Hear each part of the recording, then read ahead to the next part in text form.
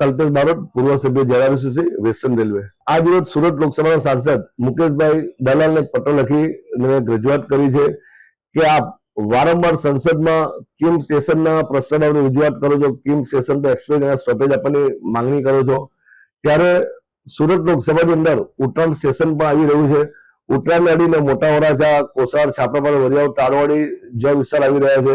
જો ઉત્તરાયણ સ્ટેશનથી એક્સપ્રેસ ટ્રેનને સ્ટોપેજ આપવામાં આવે તો યુપી બિહાર જેટલા લોકો હોય, સૌરાષ્ટ્રના લોકો હોય કે ઉત્તર ગુજરાત જેટલા લોકો હોય, એ તમામ લોકોને એ ટ્રેનની સુવિધા લાભ મળી શકે છે।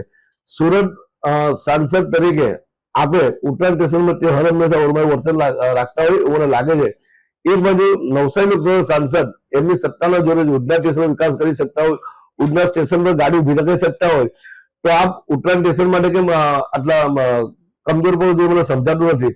એટલે આજે સુરતના સાંસદે પત્ર લખ્યો છે કે આ ઉત્તરાયણ સ્ટેશનને અડીને આવેલા જે ગામડાઓ છે એમાં અંદાજિત 12 થી 15 લાખ લોકો રહે છે અને ત્યાં જો એક્સપ્રેસ અને સ્ટોપેજ આપવામાં આવે તો રેલવેની આવકમાં વધારો થશે અને જે લોકો કિમ, કોસંબા, ઓલપાડ, વરિયાવ, છાપરાપાડા, સુરત સ્ટેશન આવે જેના બદલે જો ઉત્તરાયણ સ્ટેશનમાં જઈને સ્ટોપેજ આપવામાં આવે ત્યાંથી ટ્રેનનો લાભ એ લોકો સુવિધા લાભ મળી શકે, રેલવેની આવકમાં વધારો થશે, પ્રજાજનોને પણ ટ્રેનની સુવિધા લાભ મળશે।